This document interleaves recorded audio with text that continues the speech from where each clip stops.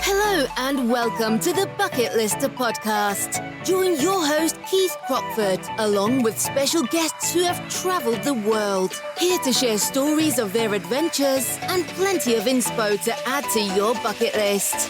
Now, let's get into today's episode.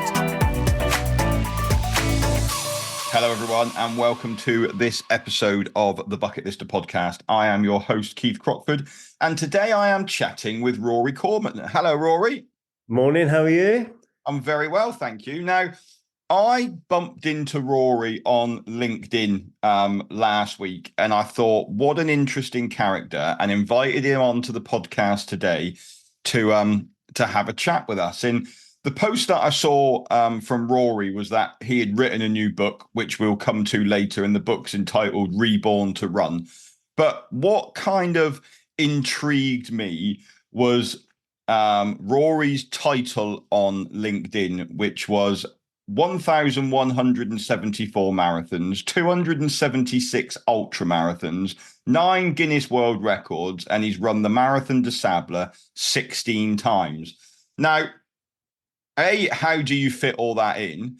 And B, the thing that really intrigued me was you actually started running quite late, because when I was sort of having a quick skim around and look you up before I invited you on, I saw that, you know, into your 40s, you were kind of an overweight 40-a-day smoker, and you've kind of turned that round to nearly 1,200 marathons.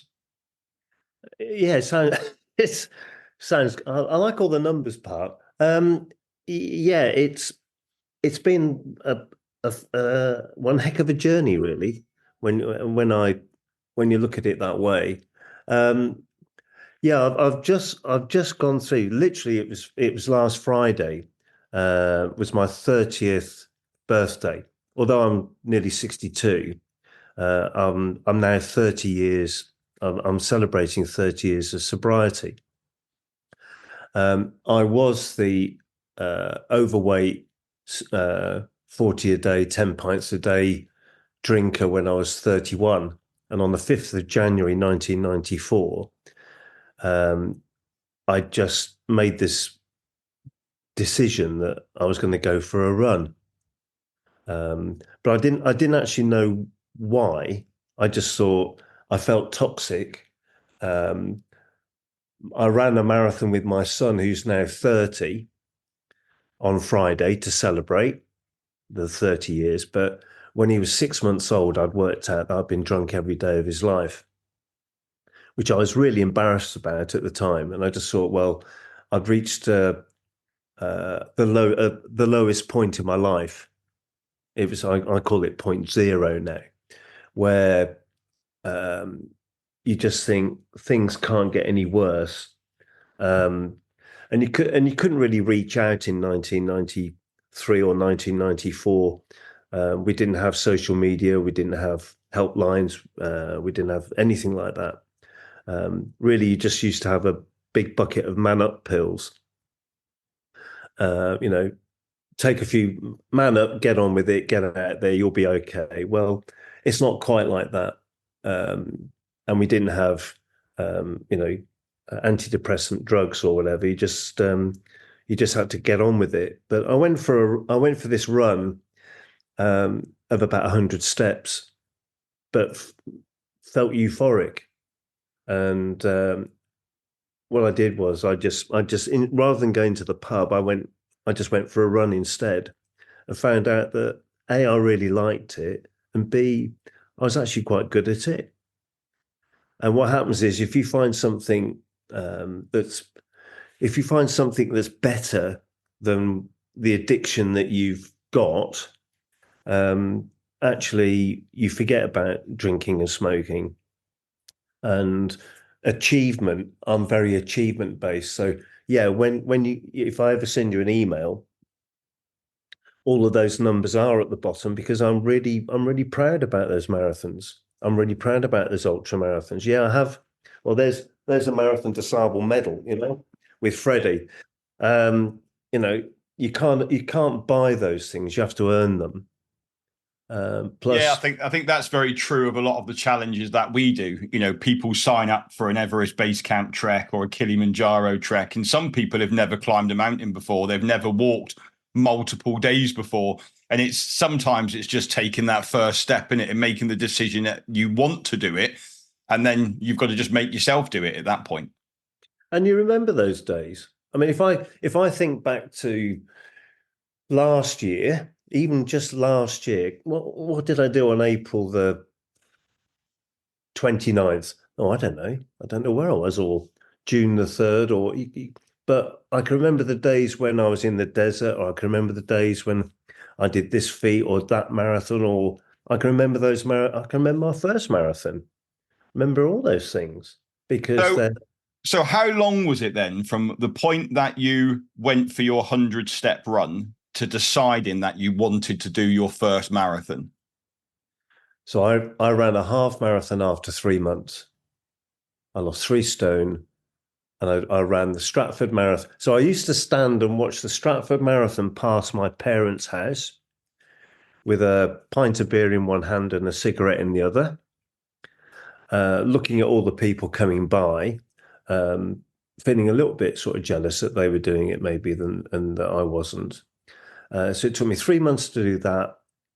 And by the November, I ran my first marathon.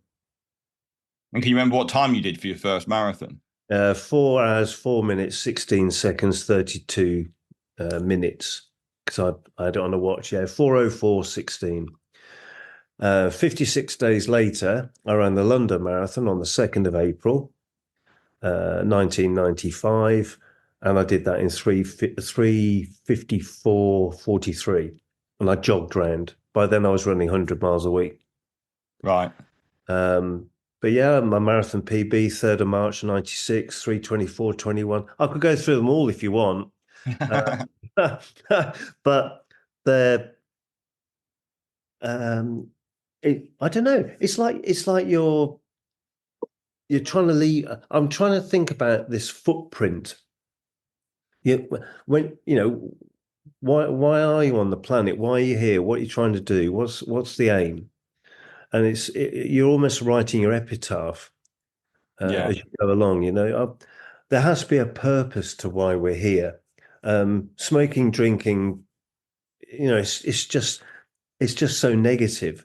Funnily enough, I'm going back to my old school next week to talk to the sixth form about motivation and whatever. And I've actually dug out my school reports from 1976, and it says maths E, and the comment is finds it hard to sit still, which I thought is quite brutal. I don't know how you could talk about those things nowadays, but it's right. I didn't really understand life really until I was 31.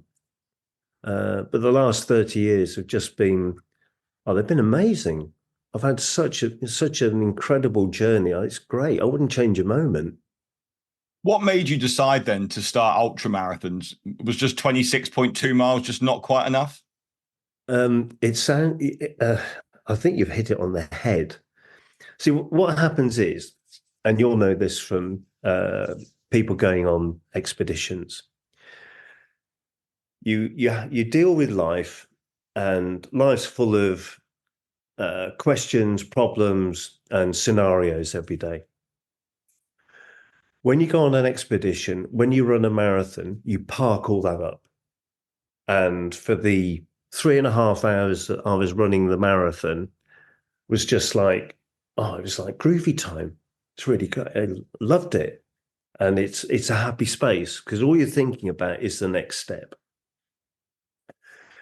Then at the end of whatever it is that you're doing, all of the problems come and hit you again. And you think, right, I need to go and do another marathon because I want to part the problems up again. And what happened was, as I got better, the marathons got shorter. So I thought, if I go and do some ultra marathons, I'll have more time in the happy space. And what happens is, So the first marathon, the first ultra I did was the 33 miler. And I thought, well, that was good. I enjoyed that.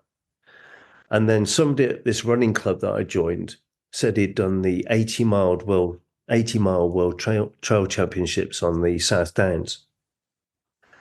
And I said to him, well, what was it like? 80 miles, what was it like? And he said, halfway I wanted to die. I thought, God, that sounds like my kind of race.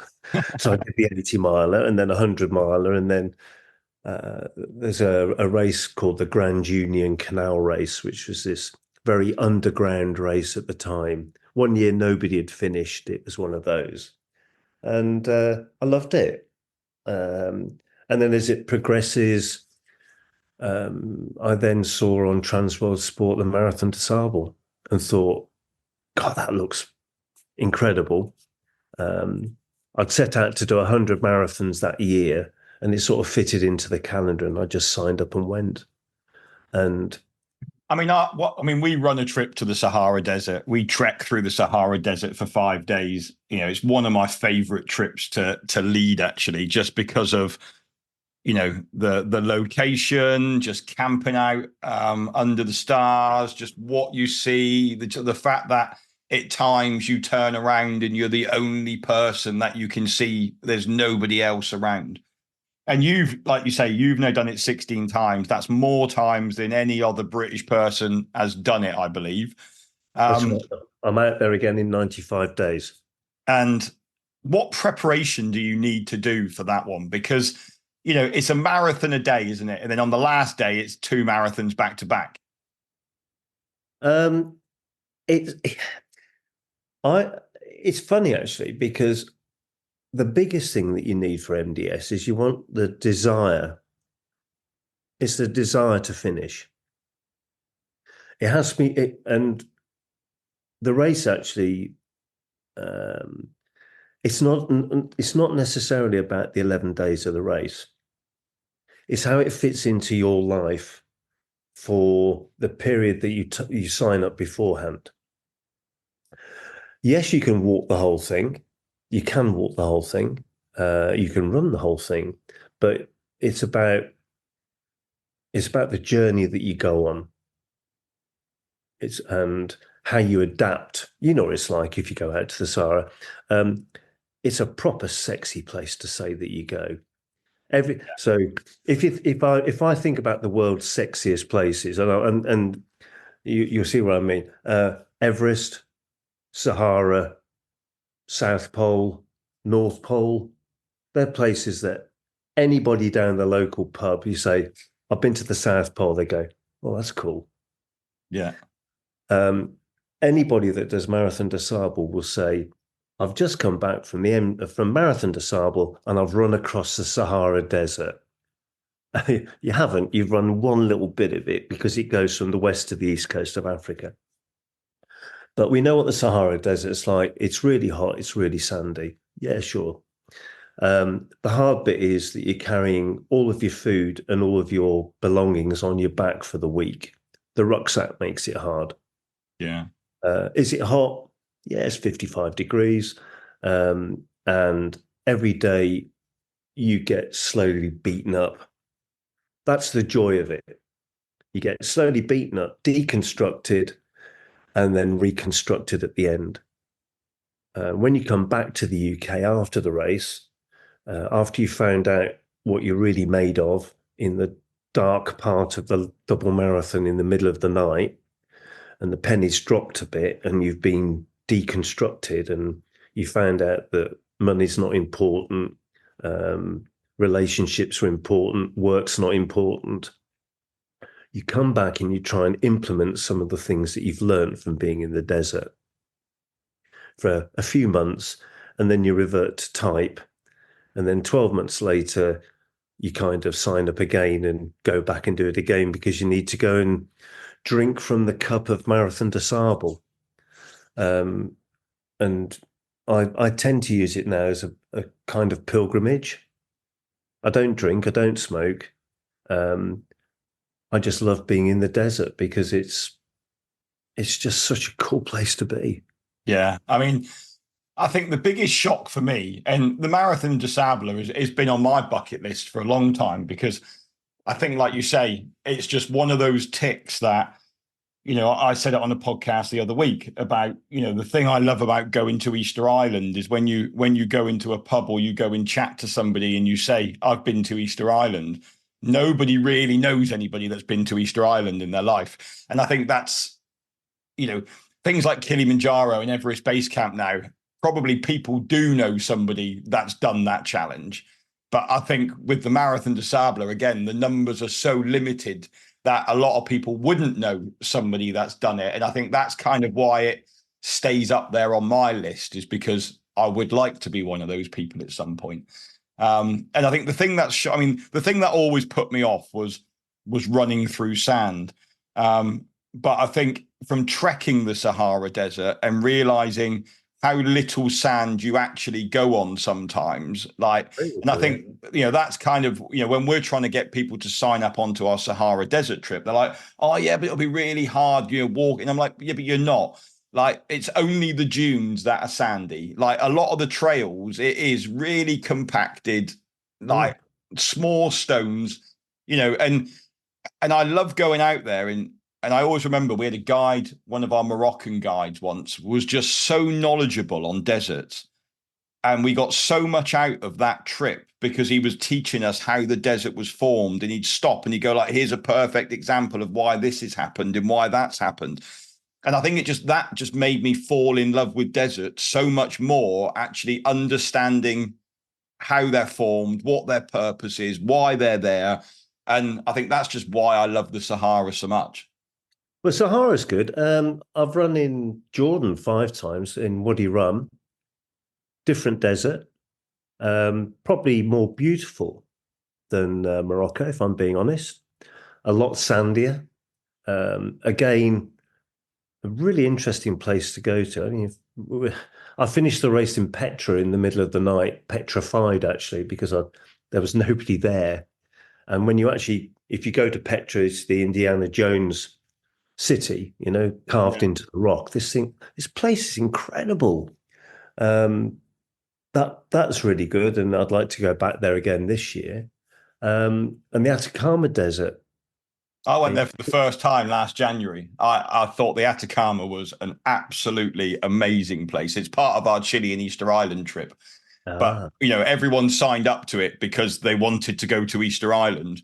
But actually, a lot of people were saying how much the Atacama was just part of the trip that they had to do before they got to Easter Island. But, everyone was just amazed at how beautiful the Atacama Desert was. Oh, it's really unsport. I mean, it hasn't rained there for 400 years. I did a race there called the Atacama Crossing, but it's not the Sahara because nobody really knows where the Atacama is, if we're being honest. Yeah. And yet the race is like Marathon des Sables, but at 15,000 feet.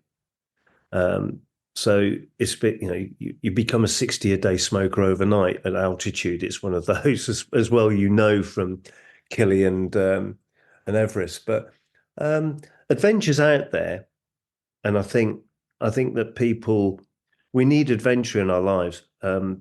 Otherwise, the rest of it's a bit dull. Yeah. And I like being able to achieve. So every time I add another one to my number, I do get that little bit of satisfaction. But actually, it's a little bit immaterial now. And I've worked with so many people, because when it's really funny when I did start that first run and I started this fitness regime, everybody thought I'd flipped. Everybody thought I was mad. And I'm honestly, every day I'm approached by people and they just say, I want what you're having. Can you tell me how to do it? So it's amazing how it's sort of gone full circle. And I always think, like, one of the things that you're told in business is that, you are the person you are from the 5 people that you hang around with most. And, did you find that when you were 31, did you have to change your friendship group in terms of, because, you know, like they say, if you want to be a millionaire, hang around with millionaires. If you want to be a drug dealer, hang around with drug dealers. Like, you didn't want to be, you know, you didn't want to be drunk anymore. So did you make that change and completely move away from it at that point? Yep. I had a business partner. We've been in business for about 5 years, and he enabled me and I enabled him to misbehave. And after 3 months, we closed the business down that we had together because we just didn't have anything to talk about anymore. So I ditched all my friends. I love music. If you read either of my books, you'll find out I love music. I sold all my vinyl. I cut my hair. I had a beard. I shaved my beard. I lost a load of weight. I just went through this complete transformation. And it's a bit like, I don't know, pruning or going through a system upgrade. A bit like moving house, maybe. Yeah. Moving house is great. You just chuck out loads of stuff that you don't need. The ironing board went in the last one of ours. My wife and I, we don't waste time doing ironing. So, you know, it's one of those, it's a really cathartic process to actually cut out all the things that you don't need. If you read my resume, you'll know that 8 years ago nearly, I had something called Guillain-Barré Syndrome. Yeah. I was really unwell and had this neurological problem. So I was paralyzed from the neck down. Had to learn to walk again. But again, it taught me a lot, about myself, but also it taught me that you find out who your friends are. You find out the value of money, and also you find out how strong your relationship is. And actually, my wife was unbelievable throughout the whole of that process. The support I got of her, I could never give back. She's a full-time athlete. She runs for Team GB, runs around a track for a day. That's her thing. And, you know, I support her now as much as I can, as she supported me. But that comes down to values, doesn't it? Yeah. You know, I'm very strong on my values nowadays, and that's why I do what I do. And one thing that I always say to people who are thinking about, you know, a long distance trek is that actually, I always say doing Everest Base Camp or doing Kilimanjaro is actually only 40% physical, because actually the other 60% is mental. Like, you need to mentally be strong, mentally want to do it. You know, you think about Kilimanjaro, you start trekking at 1 o'clock in the morning. It's freezing cold, the wind's blowing, it's pitch black, you're single file. Like, you've got to want to do that because you are being completely taken out of your comfort zone. Do you feel that's the same with ultra marathons and, you know, the Marathon des Sables and things like that? Yeah, I mean the Grand Union Canal race, 145 miles. It was always on It's always on Bank Holiday Monday, Bank Holiday weekend in May. So, you know, it's going to be hot one day, it's going to pour down the other. At the start line, if you think about 145 miles, it's like, it's so vast, you can't possibly think about it. What you're doing is you do your research about the route, and you know that at 22 miles, you're going to get to the Hatton locks. At 33 miles, you're going to be somewhere else. At 46 miles, and you're breaking it down into chunks. You know by 6 o'clock on Sunday night, you're going to be at the finish. So I've always treated these things a bit like a job. So I can't run for times anymore because A, I was really ill, and B, I'm getting quite old. But I just think about them now as they're a bit of a sort of a day out. Yeah, Day out. They're just a day out. I go and enjoy them, and I go and enjoy them with like-minded people, and I'm interested in them. I'm not interested in me. they can ask me as many questions about me as they like. It's all in a load of books, and it's been documented many times. I'm bored with my own story. I'm actually really interested in knowing why people do things. So I do coach people, and I coach a good cohort of people to go to MDS because they want to know what shoes to wear and what rucksack to carry and what sleeping bag and all the boring stuff. But I'm interested in what's happening in their work life, what's happening in their home life, what's happening with their health.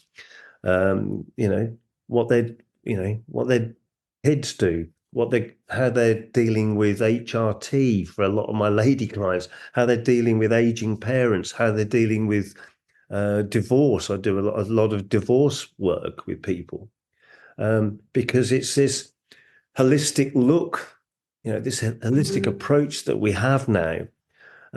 How does climbing Kilimanjaro fit in with what they're trying to achieve in their work role? If you've done Marathon des Sables, it's on your LinkedIn and you're against somebody else in a job, somebody might say, well, hold on a minute, they've done MDS or they've gone to Everest Base Camp. That's telling me a lot about that person. Yeah. They've got adventure, they can stick at something, they can train, they've got vision, they've been somewhere, Easter Island. That's cool. I like that. That goes on my tick list. Definitely. It's it's a really interesting place to go. Yeah, definitely. So is that kind of what you're doing with your time now, is coaching people not only from an athletics perspective, but also from a lifestyle perspective as well then? I think now the majority of it is lifestyle. It works out about a third MDS, a third lifestyle, and a third athletes trying to PB. But I didn't actually go out the front door yesterday. I did 12 hours. I did 2,000 steps yesterday. What a miserable account of myself. But I didn't actually leave the house. I just did calls all day on Zoom like we are now. And I spend a lot of time just listening and guiding, building programs. It really is. It's down to whatever it is that you want to do. Just tell me what you want to do, and we'll try and work. And we work at it. And I've got people that have been with me I'm part of their lives, 10, 12 years. Yeah, I think it's the same one thing that I never really, when I set the Bucket List company up 7 years ago, I suppose the one thing that I didn't really appreciate was going to happen was the community of people that I was going to build. And I imagine that's, the same within, like the adventure race world, because it is such a small world that you're always going to get that sense of community being built. And when you go to an event, I well imagine, yes, there's people who are doing it for the first time, but from speaking to you, it's, you do it year after year after year after year. Community is really interesting. So if you have a Facebook community, and I don't know if you've got a Facebook community, but if you've got a Facebook community, it can be quite aggressive. And people can ask questions and you can get swatted down by other people. I work with 35 people, 40 people at a time. And I imagine myself to be the center of this sort of spoked wheel. And all of my clients would be off me. I would be the linchpin in the middle sort of thing. And three or 4 years ago, I thought they all got to know each other and they were starting to talk to each other. So I thought, why don't I just start a WhatsApp group? And my WhatsApp group ticks all day. Yeah. That is the best thing I've ever done, is actually connecting all of these people together. They're so supportive. It's just been a real bonus. real Yeah, fun. it's one thing we do for all of our trips as well. Just before the trip goes out, we set up a WhatsApp group for each individual trip. Yeah. And, of course, I'm now in so many different WhatsApp groups from all of the trips. And like, all of my guides are the same, and we all joke about it and say, like, we can't come out of that group, because can you imagine when it, like, that one day that you leave a group and it says at the bottom, Keith has left this group. Like, so we're in so many different groups. And like you say, Christmas time or New Year, like, your phone's just constantly pinging because everyone's wishing each other Happy New Year. They're talking about what they're going to do next. Like, I saw that one of our WhatsApp chats were arranging an adventure weekend away in the UK somewhere. They were getting the group back together again to go and do something. I just think it's so nice when that happens. Well, that's what you want. It's getting the old gang back together. It's the old Ocean's 12, Ocean's 13, isn't it? Yeah. We're looking at getting the tent. So there are 8 people in a tent. So we're looking at getting the tent back together from 25 years ago at MDS. Now, Right. I can't believe it's 25 years since I first went. It's a lot, it's a lifetime ago, and yet it seems like yesterday. And I think the amazing thing is like you were saying, like, it is so easy now to stay in touch with people that you meet now, because you're like, oh, what's your LinkedIn? What's your Instagram? What's your Facebook? Like, what's your WhatsApp? But 25 years ago, you'd have been swapping email addresses. That would have been or telephone numbers. It was telephone numbers. You couldn't contact Rory Coleman and say, what sleeping bag do I take to Morocco for MDS? You just went down to your local outdoor shop, bought the wrong one, took it, and suffered. And said, yeah, the sand gators, okay, they didn't exist. No. So one guy had them, and the next year we all had them. But But I think that's like, and I was reading an article the other day that I thought was amazing. That there's one guy in London that everybody uses for MDS to stitch the sand gators to their shoes. Yeah. There's one guy who's made, like, obviously not a living. He does other stuff as well, but he is the specialist, isn't he? Like, when I was sort of researching it. Yeah, well, there are businesses that have grown out of this running holiday, because that's what it is. Yeah. Okay. And it's transcended now. It's been bought out. It's got a new owner. Patrick Barr. I've known Patrick Barr for so long. The original owner. It was a passion. It's now a real business. So it's going to be interesting this year to see how that's changed. And it's not a cheap date. No. And it's like you're saying as well, though, and we say this to some of our guys, like, when you're looking at the kit list, like, there's 2 ways of doing a kit list, isn't there? There's the cheap way of doing a kit list, or there's the right way of doing a kit list. And the problem with it is you need to kind of, like, when I go and buy a sleeping bag, I think to myself, well, that sleeping bag is going to last me 10 years. So actually that sleeping bag is only £50 a year, or that down jacket, or, you need to buy it expensive once and know that it's going to last. Like, a very good friend of mine works for PhD and makes all the lightweight gear, and the conversations that I've had with her in the past about, and obviously Marathon des Sables, and is a great client for them because their gear is so light, and they've got that on one extreme, and then they've got Everest summits and K2 summits on the other extreme, where they're creating it for warmth. But they're making, that company is, because everything is handmade and it's almost made to measure. Like, and when you're talking about MDS and you're talking about weight, like, if you're quite short, you don't want an extra 40 centimeters on the end of your sleeping bag, because that's extra weight that you've got to carry. Like, and you tell, and then someone like, PhD, they'll make you one to fit you. That's going to be the exact size that you need. Even to the point now where you see people that they'll have a half sleeping bag, won't they? And then they'll wear their jacket. So actually, again, they're just cutting that weight down even more. Yeah, I think you have to think about Formula One think about it in Formula One terms. So your shoes, they're like the tires. Yeah. Your Yeah. body is the chassis. And your engine is your lungs, whatever. And inside here, hopefully you got Lewis Hamilton on a good day.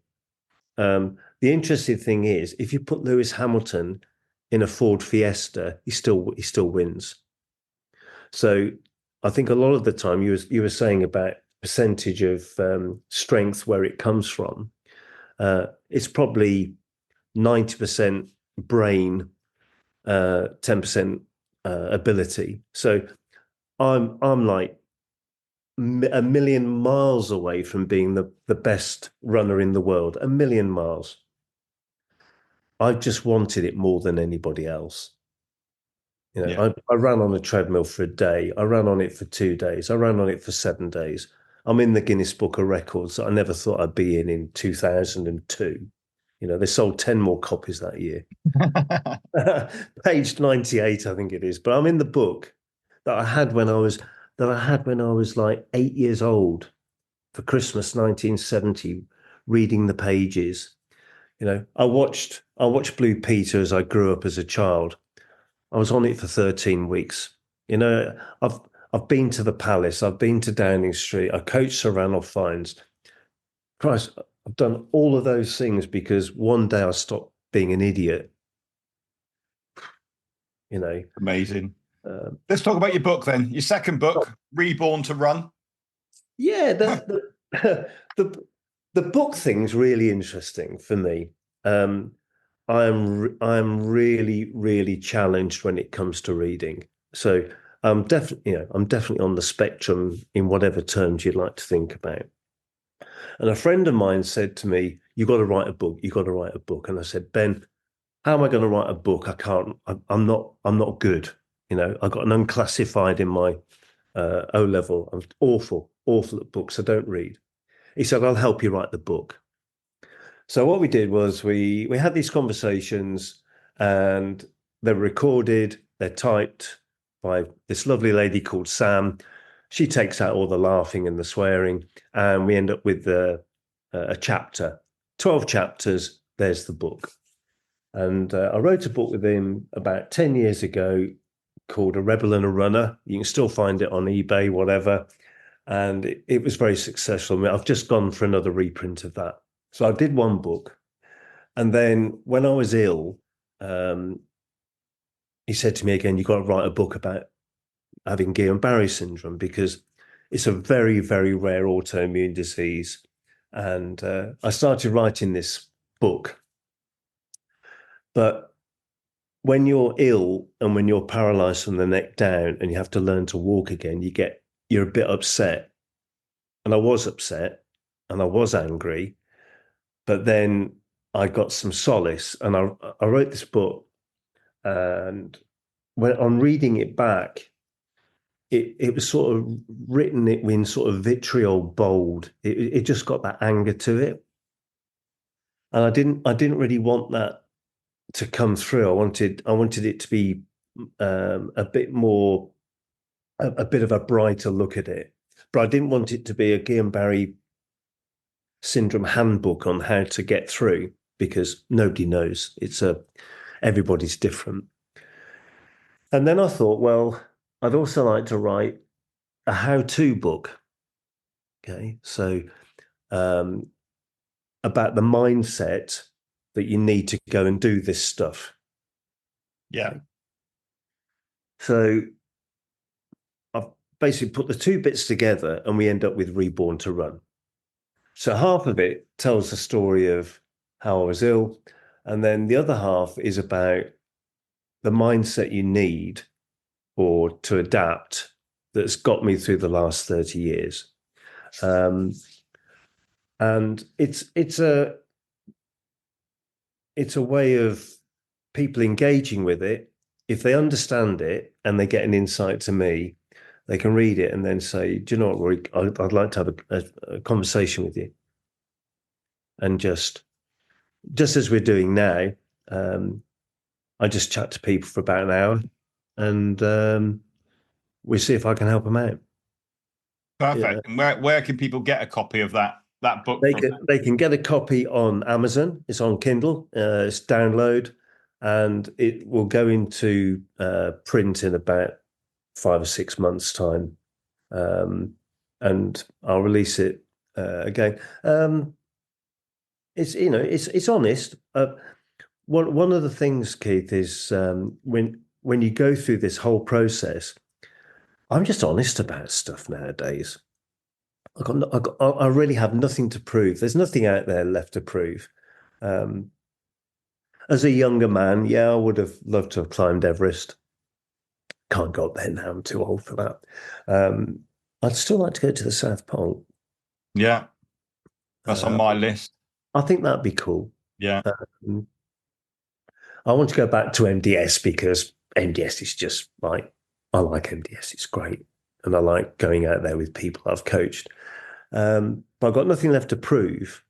And I just love this whole thing now. I wish I'd come up with this business about 30 years ago because I really enjoy every day because every day is different. I'm running in the sand dunes tomorrow with 2 clients. It's great. Yeah. I'm not bothered about running down the sand dunes bits a bit, whatever.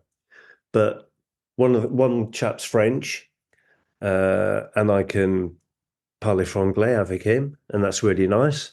Yeah. Because he's really helped my French this year. And the other guy is just really entertaining. He's just a really friendly chap. So, and I know it's just going to be another one of these great days out, because I'll come back with this great feeling of sense of achievement from doing that. And that's what you all guys feel.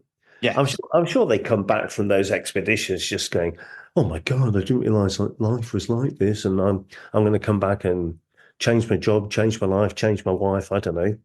Make those of, we've seen all of that. And I think, it's, and also as well, it's how quick that switch happens because, you're coming down off Kilimanjaro, they've summited, and it's, I am never doing that again. I'm giving all my kit away. Like, that's it. Like, trekking's now over for me. And then you get them back to the bar in the hotel, the next night. And all of a sudden they're like all chatting about what their next challenge is going to be. And once they've had a shower and they've sort of come back down to normality a little bit and they've got over that shock of summit night, it just completely changes for them. They just want to go back. I want to go back again. And those rose tinted specs, they come on and you're going, right, I need to go back and I need to get, I'll be honest, this year, last year now, MDS, that was brutal. That was so hot. 324 people dropped out, I think. So 30% of the field went, which is a lot of people. It was so hot. And I was taken to the edge. Really was. I was really taken to the edge. But that's why we go. Yeah. If it was just there have been some years when it hasn't been so warm. It's just been a bit of a womble round, if I'm honest. Yeah. The world's toughest foot race has been a bit sort of bit underwhelming, if I'm being honest. 2013, 14. No, you want that kick up the pants. You want to be taken out of your comfort zone, and also you want to go and learn a bit about yourself, don't you? Yeah. There's so much. One question I've got about the Marathon des Sables is how well is the route marked in terms of, obviously, there's going to be times where you're going to have a runner in front of you and you just follow the runners in front. But obviously there's going to be times when you feel like you are out there on your own and there is no one around. And, when you do the London Marathon, you can't possibly get lost because there are thousands of people clapping you along. But what's that like out at MDS?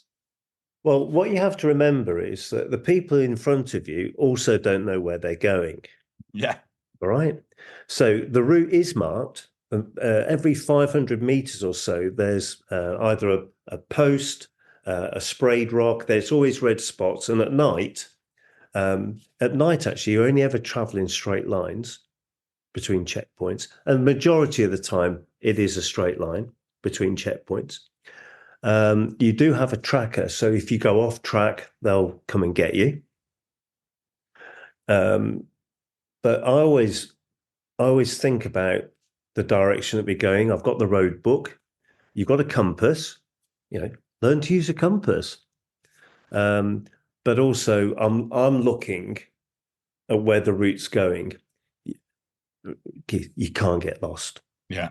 Okay. So the tales of Mario in 1997 getting lost and drinking bat's blood and all this stuff, it's just folklore. A lady got lost about 10 years ago, but she just took a wrong turn. Now it's, you could probably WhatsApp these work in the desert pretty well now. They do. Yeah. You could probably WhatsApp your position. I quite like the idea of just being on my own. It's like at night you see a billion stars you don't see in the UK. Yeah. The moon's up. You got full moonlight. It's like daylight. You can turn your head torch off, and you can just. I listen to some amazing Pink Floyd or whatever as I'm going along, and I just have a bit of a life moment, if I'm being honest. And I just think about people back home that I value. I think about my kids, and you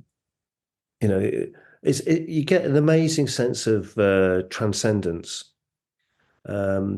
And I've got people that go that have had similar challenges to me, or I've got one friend that's terminally ill.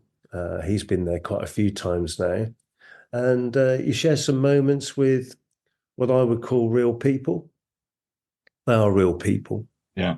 And it's just save up and go is all I can say. If you want to know how to do it, I'll just tell you how to do it. It's really easy. That's what I do. I fast track people. But you would never ever come back saying, I wish I hadn't gone. Yeah. Okay. And well, do it. I want to still be able to, will I be there when I'm 80? I don't know. There was a guy 82, 81 last year that had a go at it. French guy did it the other year. He was 83 years old. He finished in the top 500. It's right. Great. I'd love to be doing it. I took Ranulph round. He was 71 at the time.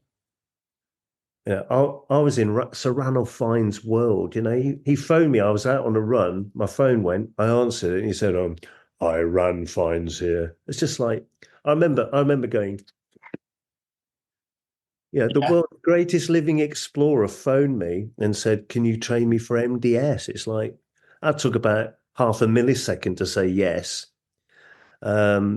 And I ended up going to Downing Street with him. It was incredible. I was in Rand's world. I'm in Rand's book. I was with him. He told me the stories in the middle of the night, all the stories that everyone's ever heard about him. I felt really privileged to be part of that. Yeah. No, I mean, it was really funny, actually. You mentioned Rand because I used to live in the same village as him on Exmoor, and you would see him walk into the corner shop in the morning. And of course, like on Exmoor, it's mainly a farming community. And I was pretty much probably the only person that lived in the village that was in the kind of outdoor world. And it was sort of like, your heroes walking into the post office and everyone else just treats him as a neighbor. And I'm kind of like almost hero worshipping him. But it's... Yeah. People wanted to touch him. Yeah. They just, honestly, they just wanted... And even sat on the plane on the way home, we made, I think, about 500 or 600 euros for charity with people signing the books. Right. But he made 2 million that year at MDS, and the amount of money he's raised for bowel cancer with Marie Curie is staggering, and he's 80 this year, actually. 7th of March, he's 80. And boy, he's just lived a life, hasn't he? Yeah. Fabulous. Such a fascinating story. Yeah. That's one I'd love to do a podcast with, but I think you'd have to do it in 5 parts just to fit it all in. Once he started talking, I think would be the problem. It has got some incredible stories. Yeah. Although, look, everybody's got a story, haven't they? Yes. Everybody has a story. And as you said at the start, we're all here to create our own story at the end of the day. Yeah, of course we are. And, it doesn't matter if you're whoever you are. Everyone's got a story. Everybody's trying to get on. Everybody's trying to have a good life. Everybody's trying to achieve, really. It's just that we get distracted by things that actually just don't matter. Yeah, I think you're dead right. Rory, thank you ever so much for coming on and chatting with me today. I found it super useful from my MDS bucket list hopefuls for the future.